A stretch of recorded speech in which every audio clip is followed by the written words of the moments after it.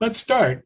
Tonight, we are genuinely honored by the presence of Dr. John L. Withers II, who's going to talk about the extraordinary World War II experience of his father, Lieutenant John L. Withers, and his own incredible search for the people whose lives were profoundly affected by his father's deeds of courage and loving kindness.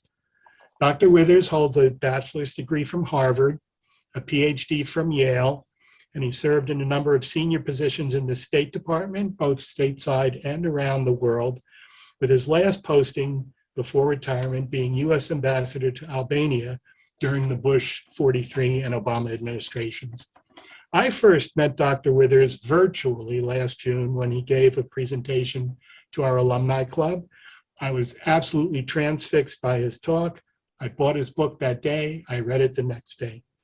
I don't read a whole lot of books, but my friends know that when I really like a book, I reread my favorite parts over and over and over and over. So let me just say this, chapter 12. I still need a box of tissues nearby whenever I read it. Ladies and gentlemen, please welcome Dr. John Withers. David, thank you very much for that warm introduction. And again, let me thank you so much for putting this together and allowing me to tell my story, my father's story, to your congregation. I really appreciate the hospitality that all of you have shown, and the privilege that you have given me in so doing. My only regret is our initial plan, as you well know, was for me to present in person. Circumstances have prevented that, but at least we will be able to do the story virtually. The story that I'm going to tell you takes place in the midst of great historical events. World War II, the Jim Crow era, the Holocaust. But it's really a story of three young men brought together by the most unlikely of circumstances, and who form a friendship that assists them throughout the remainder of their lives to negotiate the difficulties that face them during that era. So I'd like to go back to the spring of 1945. The war had just ended when an order came down to my father, Lieutenant John L. Withers, Greensboro, North Carolina, and the men of his quartermaster company.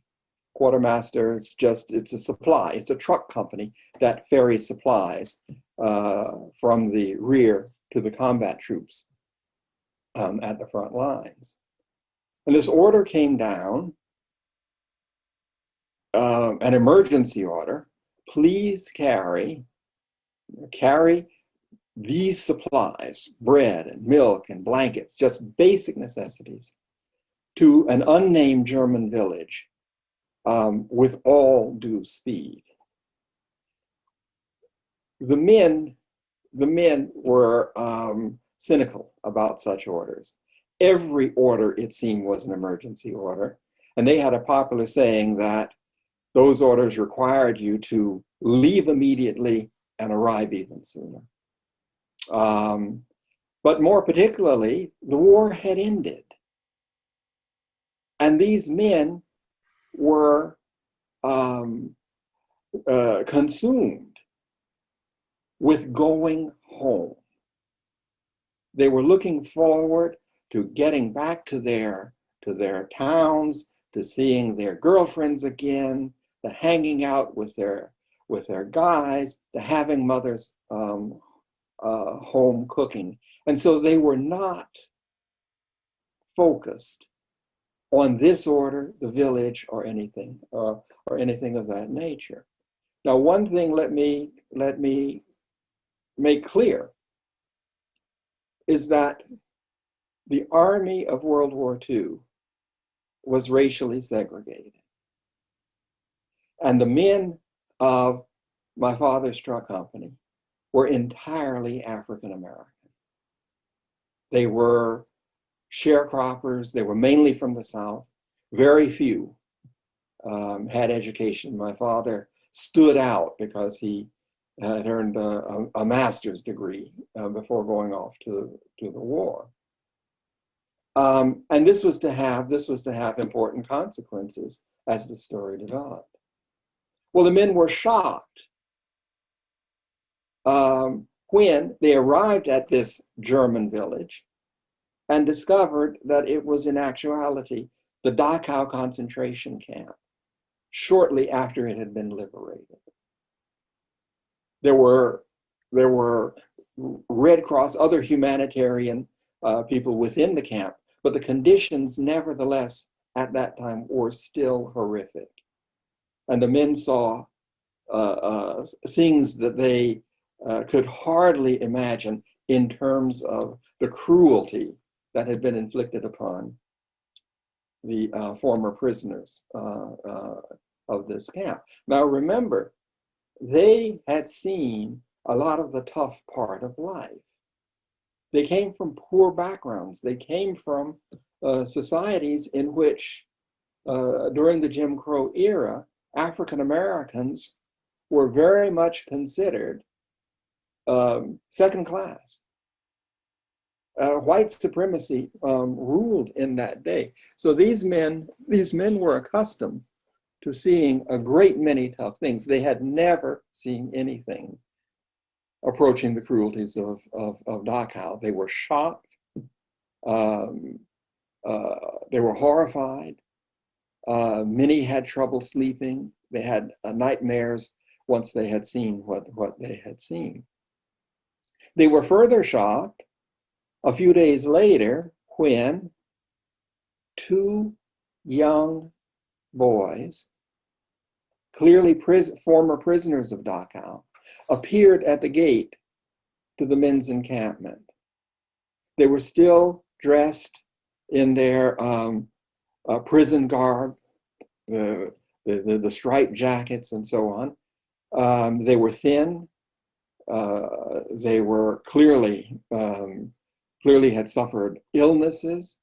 They could not speak any English, but they pleaded with the men for help. Something, anything that they could do. Wash the dishes in the kitchen, wash the trucks that the men drove, anything just to give them the smallest amount of sustenance to make their way in the terribly shattered societies of post-war Europe. So the men had a decision to make as to what to do with these kids. Now again, I'll return to the fact that this was the era of segregation, particularly in the South, where most of the men were from. And the consequences of their actions could be severe. It was against Army regulations for the troops to associate with such inmates. The Army was very, very much afraid that the contagious diseases that were rife in Dachau could easily be transmitted to the troops. And if a truck company became infected, moving around as it did, it could spread the disease to a significant part of the Army. Moreover, the top brass of the Army did not know what kind of morale impact seeing the horrors of places like that, what kind of morale effect that would have on the men. And so they wanted no contact between the soldiers and these displaced persons, as they were called back then. And of course, that was a tough wartime army. Discipline was swift, it was strict, and there was no appeal from it. Well, what would it look like?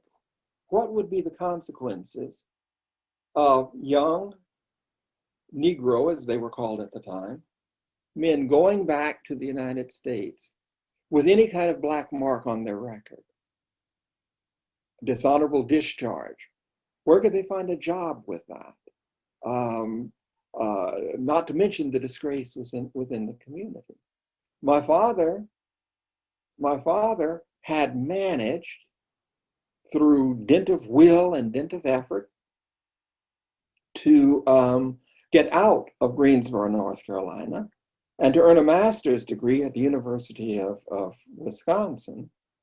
And he had hoped to live his life in the North, where there was no legal segregation and where there were many, many, many more opportunities for African Americans. And he pinned all of his trust now on the GI Bill, which was working its way through Congress. His plan was, if he could get the GI Bill, he could continue his education. And that would give him these opportunities to escape the type of life that he had previously led in North Carolina. He would be disqualified from being considered for any of the aspects of the GI Bill were he to have a black mark on his record. So the decision was quite consequential for these men. And they knew that it was consequential. So what were they to do? Well, they could have done any number of things. The guards could have barked at them, "Scram, kid, get out of here."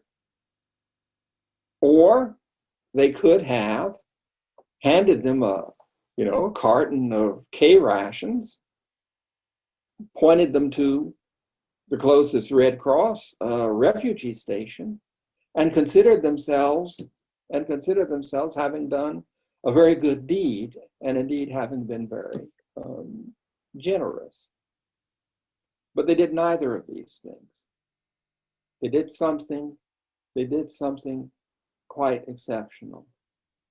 They brought the kids, against all military regulations, into their camp. And for close to the next year, they hid these kids. 2 young Jewish Holocaust survivors, happened to be from Poland. They hid these kids within their ranks, 150 black guys and these 2 young kids. Over the course of that time, as I say, nearly a year, they nursed the kids back to health.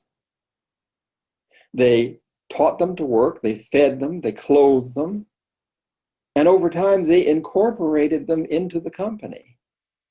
They became like the little brothers of this quartermaster truck company. They participated in the company activities. At first, they worked in the kitchen. Later on, they moved into the mechanic shop. They learned all about the trucks and the Jeeps and all of these different things. They were paid for it. They were given uniforms. They were provided lodging.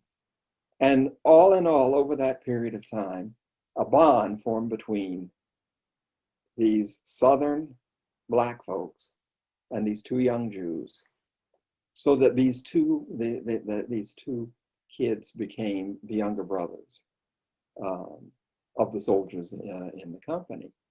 Now, there were adjustment problems. Okay, the first one was that the soldiers simply could not cope with the kids' Polish names.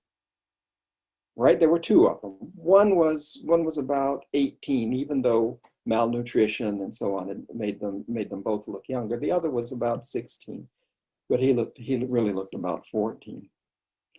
One of the names was Mieczysław Weichensperr.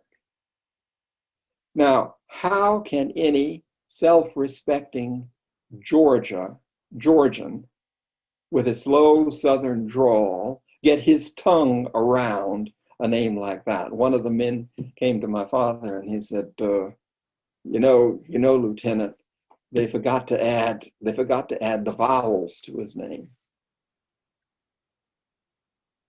The soldiers therefore came up with nicknames for these kids. The older boy's name was Shlomo. Okay, Shlomo, Solomon in German, Solomon in English, so they just called him Solomon.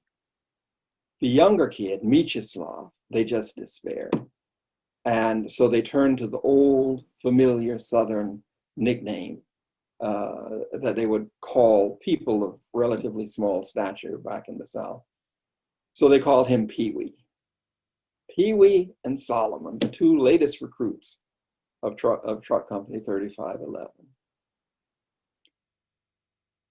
The other, of course, problem was English.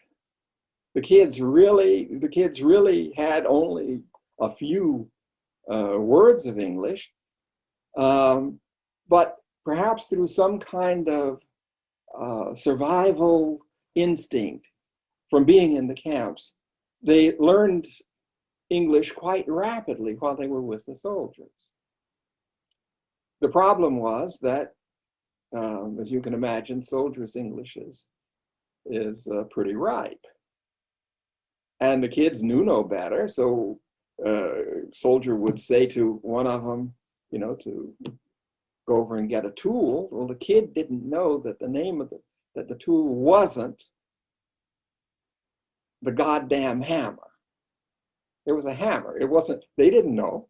So they went around telling each other, hey, bring me the goddamn hammer, and other things that were equally off color, until someone got a hold of it and taught them and taught them better. There were a great many things that these kids had never been exposed to, being embedded like that amongst all of these African Americans. And they didn't know what to think of them. They knew the soldiers were friendly and supportive and so on, but there were these odd circumstances. And what the kids started to do in order to understand was they began to gravitate toward my father. My father was older than the average soldier. He was an officer. As I mentioned, he was better educated. He was a bit more mature. And the kids just gradually moved towards him. And in the evenings, after a hard day's work, they would come to his quarters, and the three of them would share time together. And the kids would say to my dad, why do the soldiers do this? One of the things that they simply cannot understand was that at night the soldiers would put on stocking caps. The stocking cap is you take a silk stocking, you tie a knot in it, you put pomade on your hair, and then you pull the stocking cap down to keep the hair in place. This was a way of looking very, very stylish back in the World War II, back in those World War II days. They didn't understand that. And so my father would go through and he would explain, and he would talk to them about those things. And this gradually began to evolve into these routine, almost periodic sessions throughout the evenings. They would sing songs. My father would tell stories.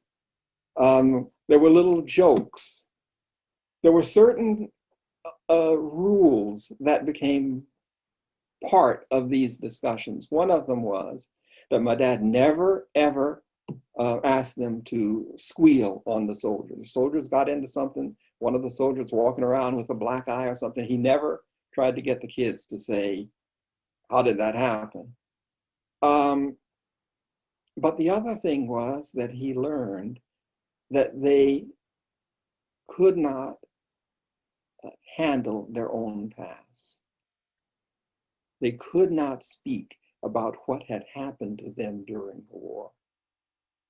And if anything came up, even accidentally, that referred back to their families, their villages, or their experiences, they would often get extremely emotional and just simply rush out of the room. So he did not raise that. But over time, he began to recognize that in these sessions, and despite the really disjointed appearance of what was going on, there was a deeper theme. And that theme was that these kids were looking for reasons to believe again, to believe in something again. For them, to this point, life had been a terrible betrayal. It had robbed them of everything. It had robbed them of their homes. It had robbed them of their families. It had robbed them of their celebrations, their traditions, everything. And now, here they were, into the war. Could they look forward to something positive, to something better? And they were looking to him, to my dad, to provide that belief. And my dad was not, he wasn't a psychologist or anything like that. He didn't understand the processes, the psychological processes that they were going through. But he recognized that he was there to help. He recognized that, if I can quote a phrase from Camus, that he was there to try to give happiness a meaning to these kids once again. Not happiness, contentment, confidence. And he didn't understand how to do this. He just simply blundered along. But one thing that they came back to again and again and again and again, they asked him over and over and over again, was America. Tell us about America. What kind of a place is it? Could we get a job there? Could we make our way there? Tell us about America. Their concepts of America, of course, were very, very superficial. From whatever they'd seen in the movies, cowboys or otherwise. And yet, my dad began to understand that this had incredible symbolic meaning to them. That America was hopefully that place where they could go and they could start anew. So he had to talk to them about America, and that was complicated for him because the America that he knew had treated him badly, had treated him as a second-class citizen in his own hometown, had denied opportunity, that had held his people in subjugation for all of those years. And somehow, he knew that he could not, these kids did not need anything negative, so he could not really talk about the America as he knew it, as he had experienced it. And so he talked about America the ideal, the America that he longed for, the America that he hoped for, the America that despite all, he still believed in. And that's what he gave these kids. Well, at a certain time, it became clear the army was demobilizing, the company was on the verge of demobilizing. But by this time, a year after they had met, the kids were strong again.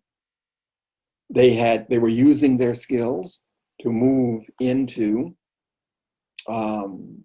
jobs in various German towns there.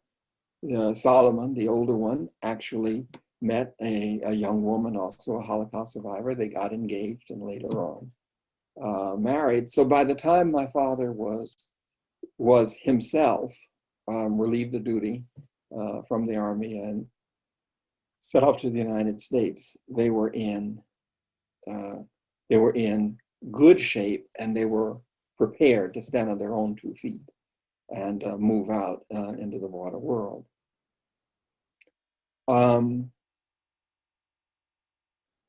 Let us leap forward a number of decades. They said goodbye. They exchanged gifts, but he didn't really believe that he would ever see them again. He went back to the United States. He acquired GI Bill, through which he earned his doctorate. He met my mother a few years later. I came along a couple of years after that. My brother came along. He entered the Foreign Service, one of the first African Americans to enter the Economic Assistance Program of the United States. And so we grew up all over the world: Laos, Thailand, Burma, Korea, Ethiopia, all of these different places. And when we were kids and living in some of these places, which did not have television or radio or any of these things, we would prevail upon him to tell stories. And when we were little boys, the stories we wanted to hear was our dad in the war. As far as we were concerned, our dad was in the war, and he had single-handedly won for the American side. But the story that my father came back to again and again and again was a story that we didn't understand. It was about these 2 young kids. It didn't have action in it. We couldn't quite understand what was going on, but it was very clear. It was very, very clear that these 2 young people meant so much to my dad. Well, over the years, he had lost contact with them. The address that he had given them when he departed was the North Carolina address, but he never went back to that, so they lost touch. Years passed. He retired. And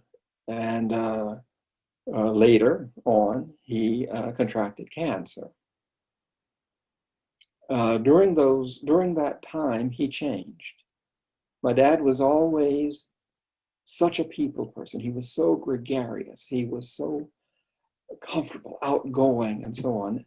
And he suddenly turned inward, and we couldn't understand that.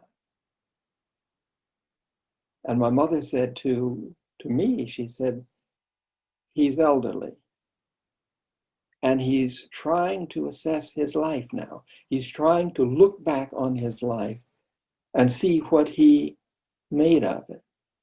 And I said, well, that doesn't make any sense. He's had a wonderful life. People love him. He's got a great family. And she said, but that's what's happening. I said, let's go in and talk some sense into him. And she says, no, you can't do that. You need to show him the wonderful man that he has been. And how can I do that? One thing led to another. And eventually, I hit upon the notion of maybe trying to recreate this story again. It had meant so much to him. Maybe I could find some of the men in his company. I didn't hold out much hope for being able to track down either Pee Wee or Solomon, but let's give it a shot. So I began to search. And I won't go into all of the details, but let us say it took years. It was arduous. There were many, many disappointments. There were many false leads. And so many times that I felt that it was not going to be possible to do what I hoped. But I had one thing. I had a postcard that had been given to my dad by Pee Wee before they left. And in that postcard, it told a great many things. It gave his full Polish name. I don't know if you can see the postcard very well here, but that was Pee Wee shortly before he left. And on the back was all of this information. I don't expect you to be able to read it. And using that, I began to search this way, that way, the other way. Always with no result, until finally I learned of the camps that he'd been in his hometown and began to piece together different and sundry things. And at last I discovered a professor at the University of North Carolina who was actually studying the Jewish community of Pee Wee's hometown. And he said he'd interviewed a great many people. So I contacted him and said, did you ever interview a man by the name of Mieczysław Eichenberg? And he wrote back and he said, no, but there was another survivor of the town who lived in Canada, who went by the name Howard Chandler. And he knew as much as there was to be known of the survivors of that town.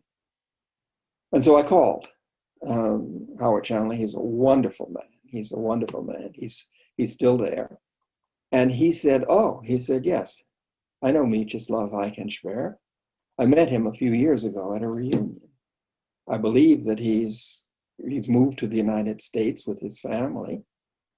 And I think he's living in Connecticut.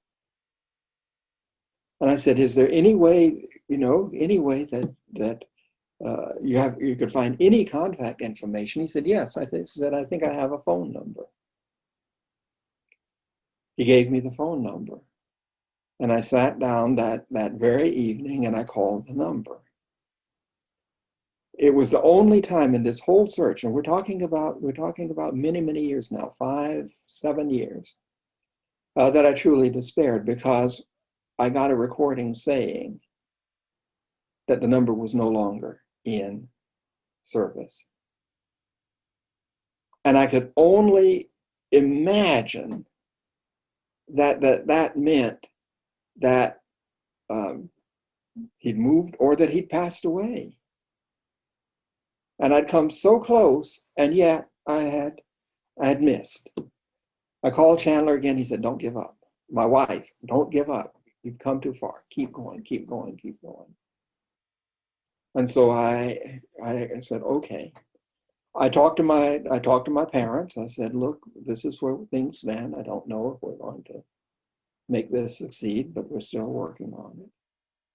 And that afternoon, I went in, sat in my little office,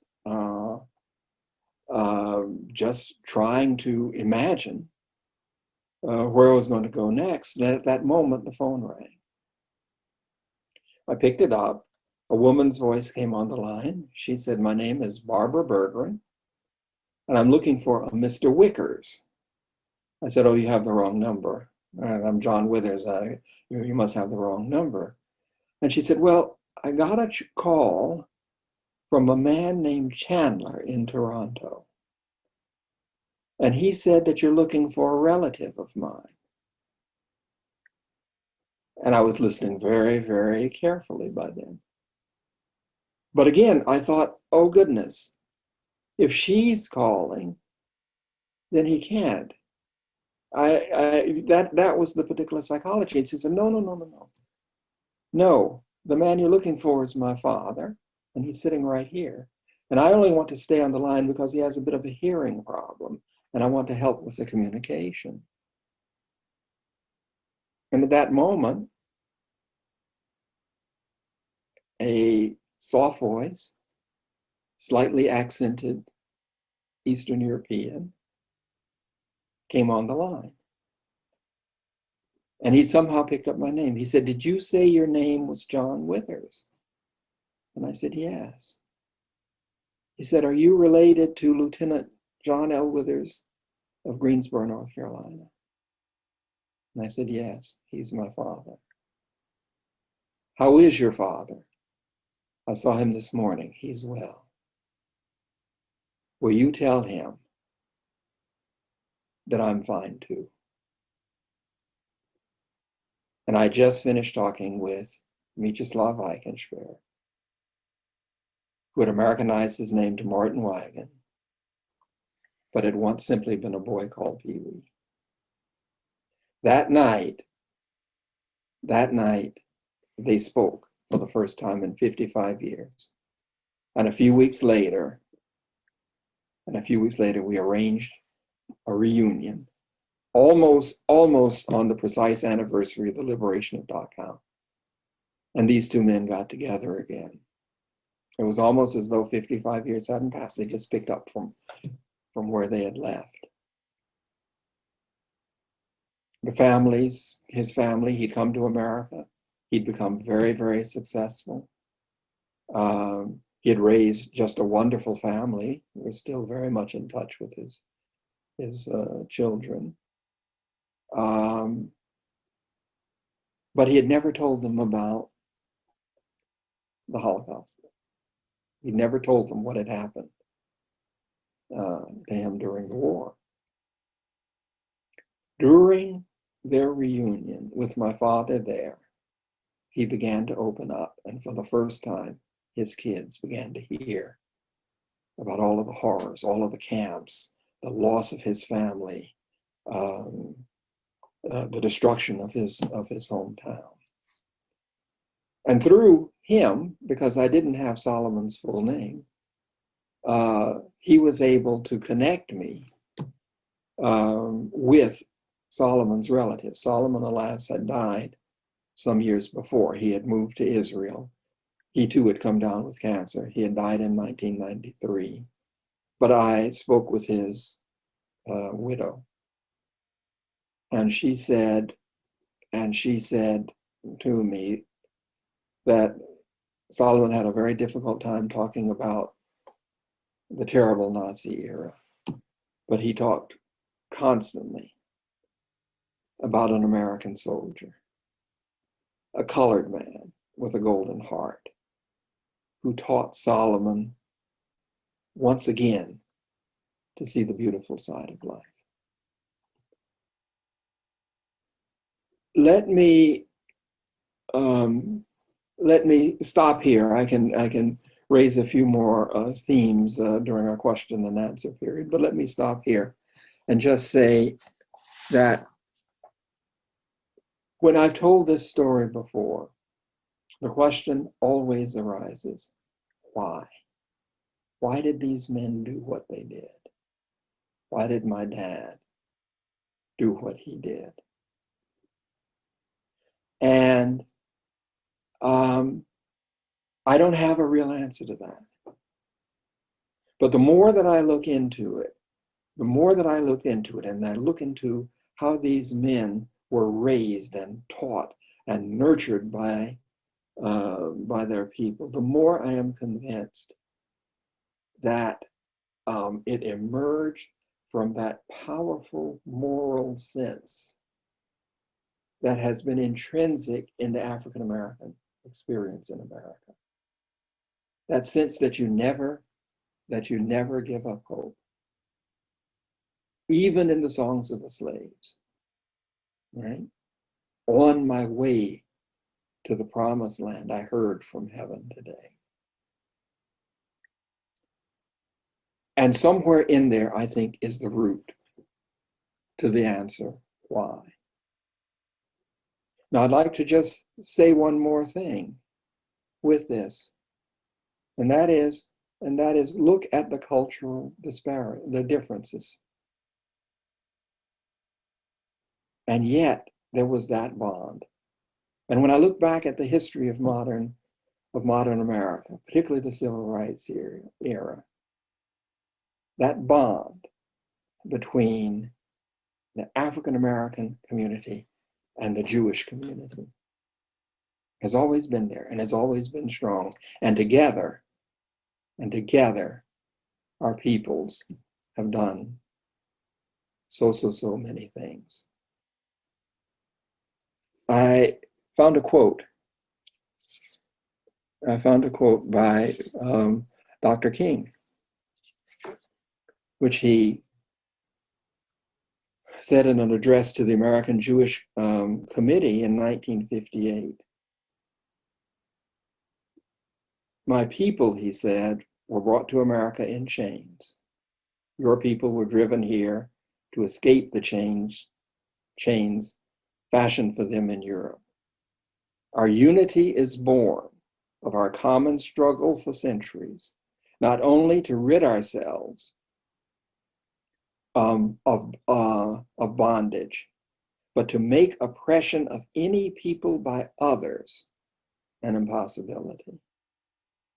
I strongly believe that bond, the Black-Jewish bond, is something we should cherish and should ensure the strength of. So let me end by just perhaps asking a question. What is the measure of a human being? Is it wealth, fame, power, or is it something quieter, humbler, simpler, something that comes from within? Solomon, Pee Wee, and Lieutenant John were different in very many ways: race, creed, cultural experience. But they shared one thing in common.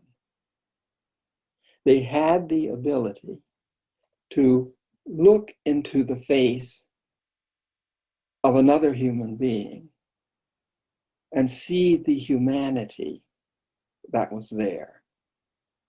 And seeing that humanity, summon a humanity of their own that expressed itself in caring and compassion. And that's what I personally take from the story. I take comfort in the fact that people like Solomon, Pee Wee, and Lieutenant John were once with us. And I take hope from the belief that people like them are with us still. Thank you so much for your attention. David, if you want to, I think you had some pictures.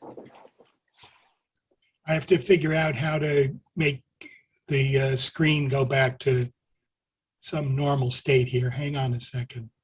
I think I have to unspotlight you, or else my pictures are going to be very small. Hang on a second. Remove spotlight. Okay, now people can see me too. Let me see if I can get these pictures up on the screen. Okay, here. Share screen. Bingo. Share. There we go.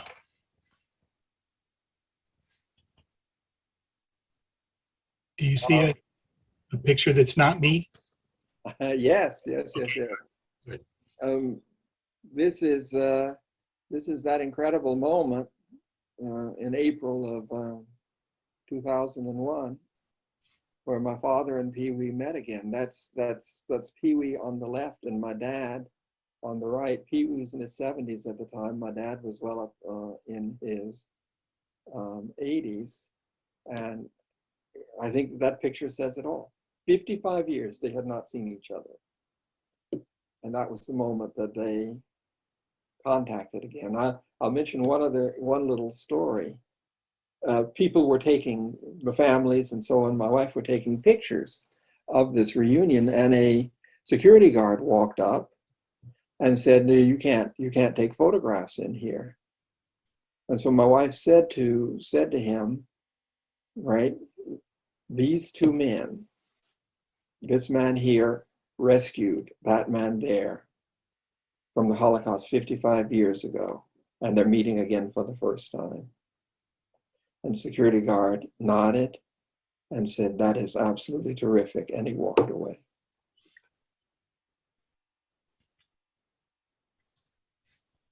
Okay, I'm going to try and get the next picture up there. Hang on a second.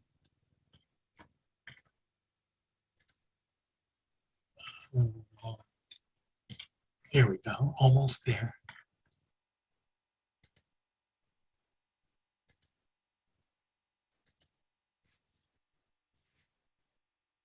All right. Now this is at the reunion, and these are the two families. All right. Right, seated in the middle of the picture is my father. The gentleman to his left holding the little boy is Pee-wee. The woman on the right is Pee-wee's wife. Pee-wee's son is kneeling on the far left. The woman immediately behind Pee-wee in the orange blouse, that's Barbara Bergram, who was the one who made that fateful telephone call that allowed this reunion to happen. I'm immediately behind my dad in the blue sweater. My wife is next to me on the left, and these are Pee-wee's children and grandchildren. He died in 2003. We were at the funeral, and his memorial service was like a mini United Nations. There were people there from all races, all creeds, all walks of life. There were Jamaicans, there were Cambodians, there were Catholics, Jews, African Americans, you name it. All were there, and they all spoke very, very, very movingly about Pee-wee. He's such a fine man. At a certain point, they called for testimonials, and my dad went up.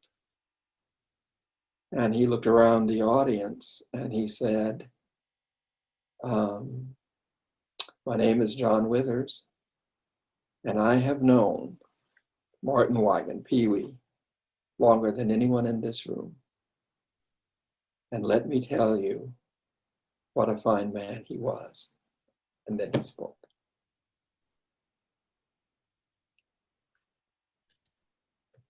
Thank you so much.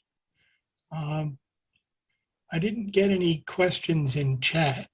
If someone has a question, I guess at this point, they could unmute and speak up. Otherwise, I'll go into the book business briefly.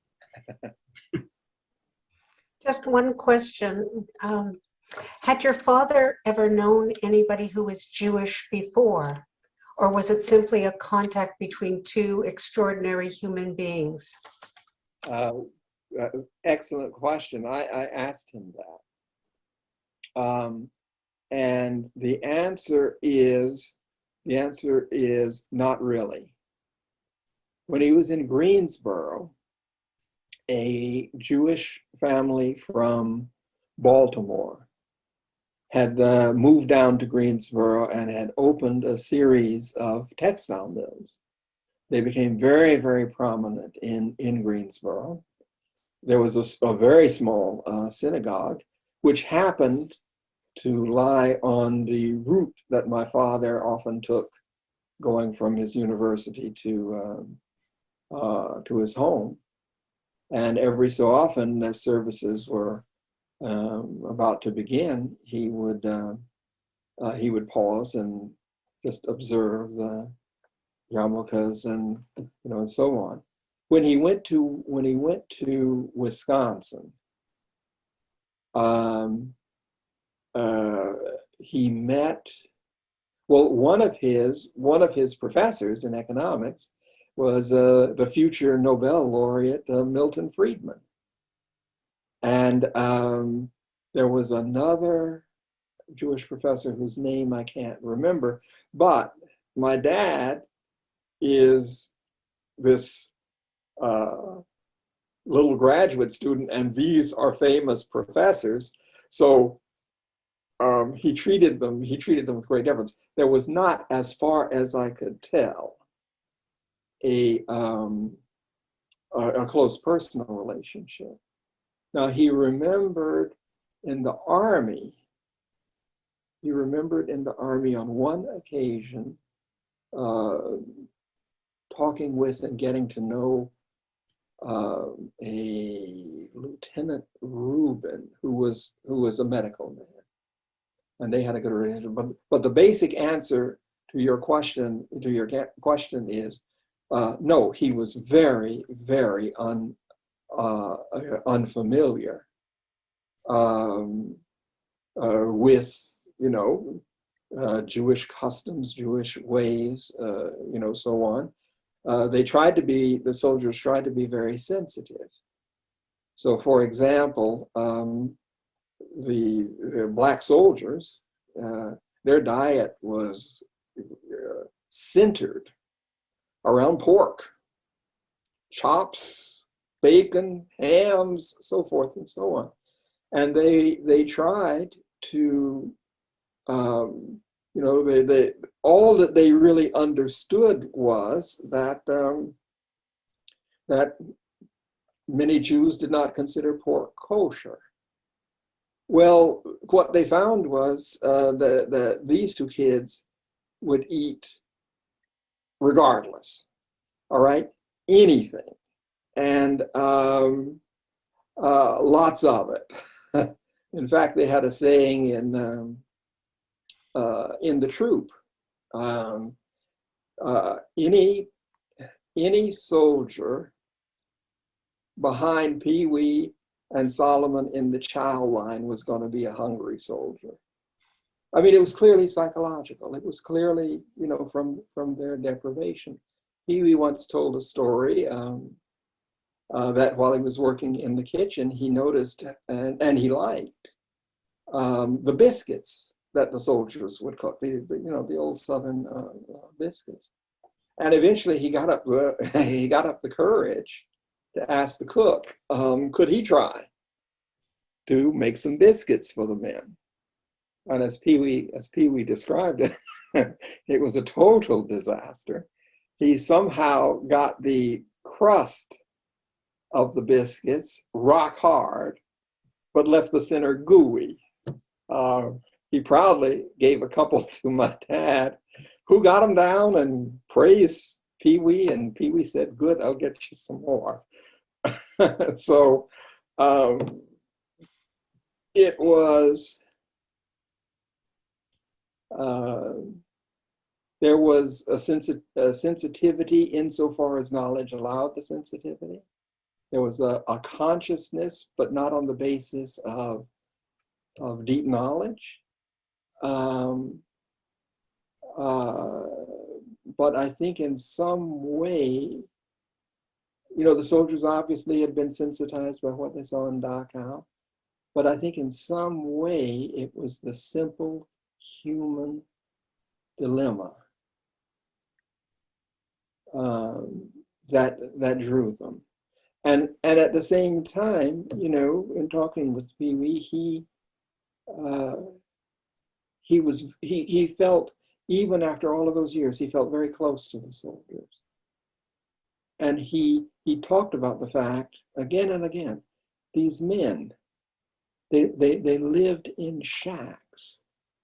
They were exceptionally poor. But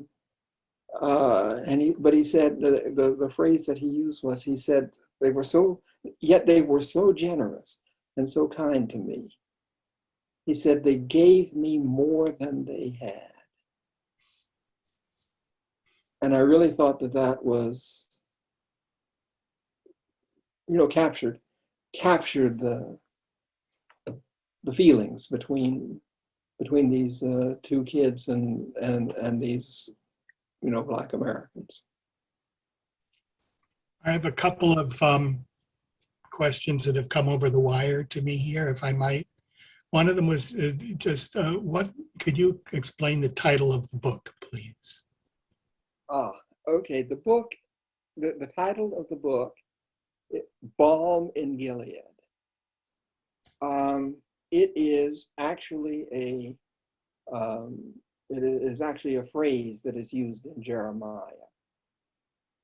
And my father, when he was growing up, had a very devout Methodist father. He knew great passages from the Bible, even though it turned out he was a skeptic most of his life. But when he was in Dachau and he was looking at this situation there, and he was horrified by it, this phrase from Jeremiah came back.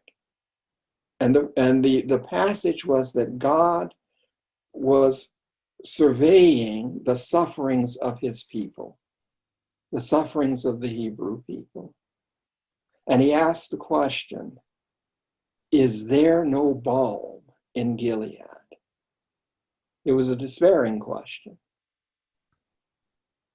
Well, my father's, and I used that phrase in the scene where my dad is observing Dachau. But as you might know, the African American slaves drew upon the Bible, and they drew upon an identity. They identified with the Israelites of the Old Testament. And so often their songs contained words of scripture. And my dad's favorite song, my favorite slave song, was the song, "There is a balm in Gilead, which makes the wounded whole." And at his commemoration of life, we sang that song. So I use the phrase only twice in the book, once in Dachau as a cry of despair, once as his commemoration of life after he had passed, as an affirmation of hope. There is a balm in Gilead. So that's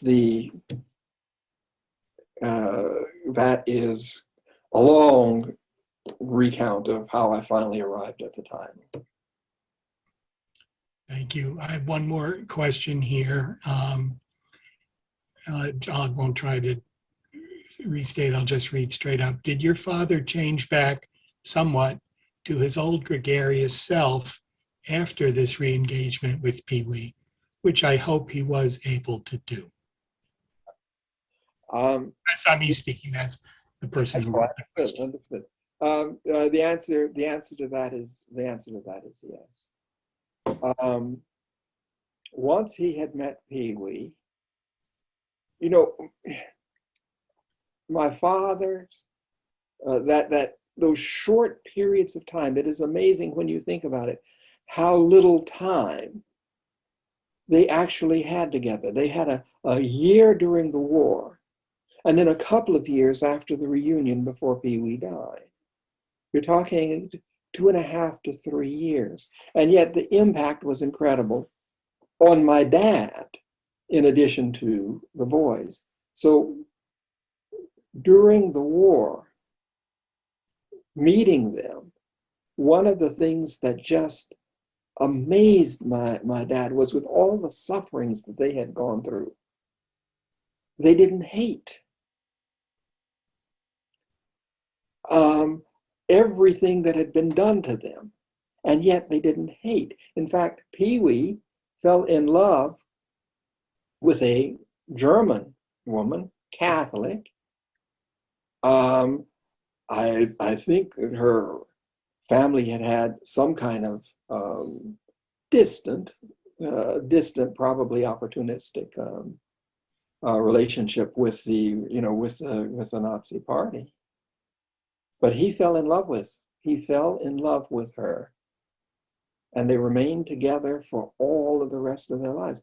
He didn't look at people and see categories. He saw that individual. And so my father took from that first period of time with them how important it was to maintain yourself. Don't allow these hostile and negative feelings to destroy you from within. And then when he met them again, or at least he met Pee Wee late in life, he realized that Pee Wee and Solomon had led the lives that they believed in, right? And he took strength from that. So you had the influence upon my dad. And after he met Pee Wee, I never saw the doubt again. I never saw the uncertainty that he had. They established that he had really done something special in his life, and that he could take contentment from that. And as I reread that part of the book this morning, I think there was a passage where he explicitly, right, when he was near the end, as he looked back, if you could just review that for me, please. Well, I think the passage that you're referring to was his illness grew. There was no curing it. He just endured as long as he could before it became too powerful. And one afternoon, he was sitting. They had a little sun porch at the back of their home, and he used to sit there in his favorite chair, and he used to read. And my mother would sit in her chair, and this particular afternoon she was sewing, and he suddenly put down the book, and she looked up at him curiously to see what was going on, and he suddenly said, apropos nothing, I've accomplished everything I wanted in my life. And she knew at that point that the end was near, that he had just expressed his own eulogy. And he declined so rapidly from there that I was in Albania at the time. I got a heads up that to get back. My brother was in Colorado. We couldn't get back in time. He had passed away before we got there. But I wonder how many of us could look back on our lives and say what he just said. He even went back to Greensboro. It was hard to get him to go. His old school, North Carolina A&T, was holding a oral history seminar, and they wanted the elderly alumni to come back and speak about the old days. He didn't want to go. He said, I spent all of my life trying to get out of that place. Why should I want to go back? But we persuaded him. My brother was here, so the whole family went down.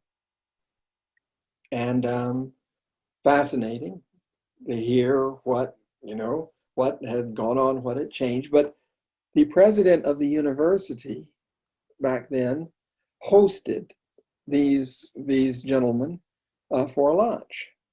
And like presidents of all universities, he began pontificating on all the great plans and all the great schemes and everything that he was going to do for North Carolina A&T. Now, North Carolina A&T, when my dad had gone there in the 1930s, was you know, it was a very poor, impoverished school. It was struggling and stuff. But he went on and on about this and that and the other. And I was watching him, and I noticed that my dad would get these very puzzled expressions on his face. And as I listened and so on, I suddenly understood why. The president kept talking about his minority students. My minority students, this for the minority students. And it suddenly hit my dad that the president was talking about white students at A&T. And it was like the greatest episode of vertigo that you've ever seen. My dad's head was it was just inconceivable to him. But there it was. There was change on this incredible scale. And so finally, I asked the president, I said, you know, we know A&T is an all-black school. You know, why do you have minority students coming here? And he said, well, you know, it's very interesting. He said they are looking for a quality education at reasonable tuition prices, and we can offer that. We can offer them, you know, all of those kinds of things. So it's nothing more than the fact that they've heard good things about us and they choose to come here. And my dad never really, you know, he never really spoke too much about going back to Greensboro. But I think he'd made his truce with it.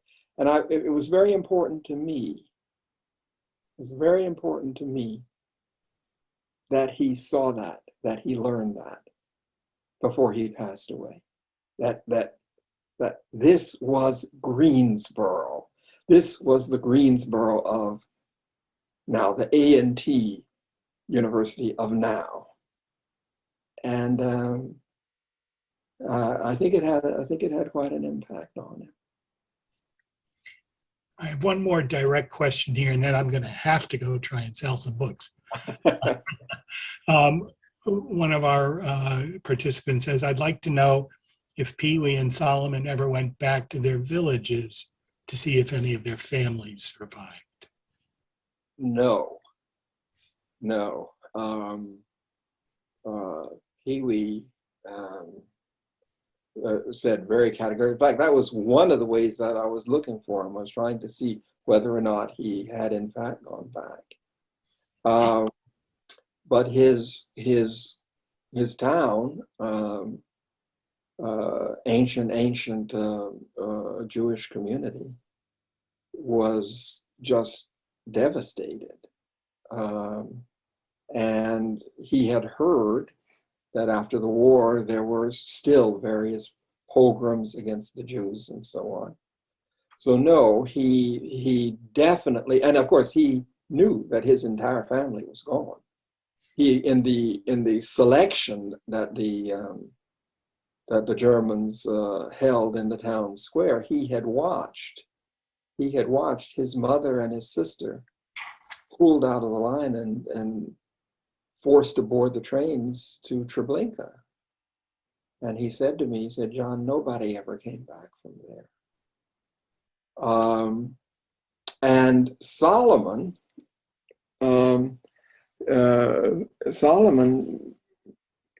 was not from the same village as people. In fact, he was from an industrial city in Poland. But I mentioned that he had met a young woman, Holocaust survivor, and that they had gotten engaged, and later on they got married. The city, Sosnowiec, the city had been just, torn apart. The ghetto and the selections, and it was just horrible. It was horrible reading. about it and learning about it.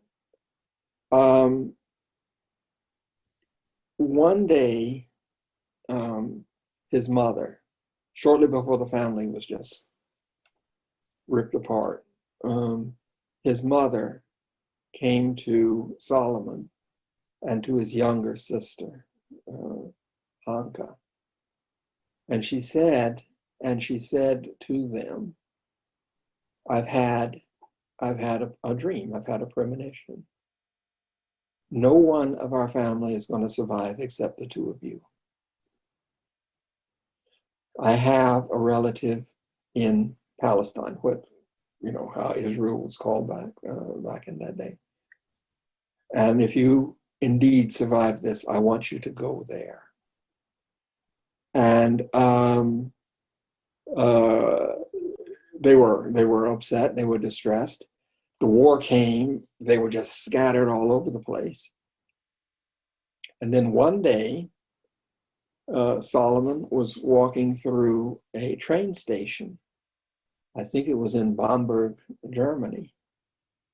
And who should be walking in that same train station but his sister Hanka with her fiance? And it was very, very emotional. There's a very short recount of that. And she, in fact, was married by then, and they had decided that they were going to go to Palestine. The British, of course, were trying to block Jews from going there, but they decided that they were going to try to run the blockade and get in. So the four, Solomon and his fiance and Hanka and her husband, went on an incredible journey. They walked south, crossed the Alps, into Italy, and at a small Italian, at an Italian port, they boarded one of these very, very leaky ships, and tried to run the blockade. The ship was so unseaworthy that it barely got out into the sea, then it began to sink. And they had to call in the British Navy to rescue the people on board. As a result, Solomon and his party were interned in Cyprus in yet another camp. And they were there for a year. When they finally got to Palestine, Solomon's wife was pregnant, and she delivered their first child as the first Arab-Israeli war broke out. She had to be evacuated to the hospital under gunfire.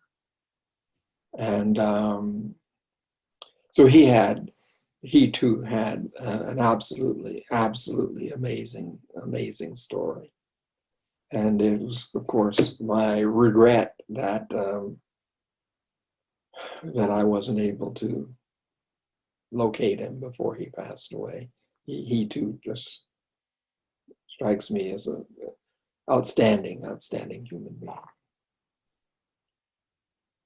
Well, thank you again. I'm going to, without further ado, I'm going to try and get this picture up and just explain for a minute or two about books, and then we can totally wrap things up, okay? Thank you, David. Thank you. Really appreciate everything.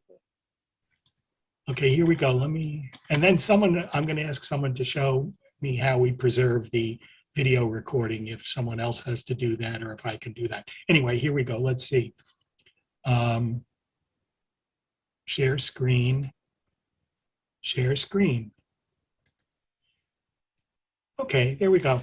Of course, you can Google Balm and Gilead, John L. Withers, and you can buy the book any number of ways online. But if you live locally to me, and if you're interested in buying a personalized autographed copy, please email your name, street address, and phone number that supports text messaging I've created a Gmail address called Hazak Book Order. It's just 14 letters, No, it's not plural. It's hazakbookorder@gmail.com. And then I'll contact you and we'll figure out how to get you the books, whether I'll walk to your house with them or drop them off at the synagogue or whatever we do. I'll just leave that up there for another few seconds so you can jot that down. And most of you know how to reach me anyway. And if not, you probably know someone who knows how to reach me.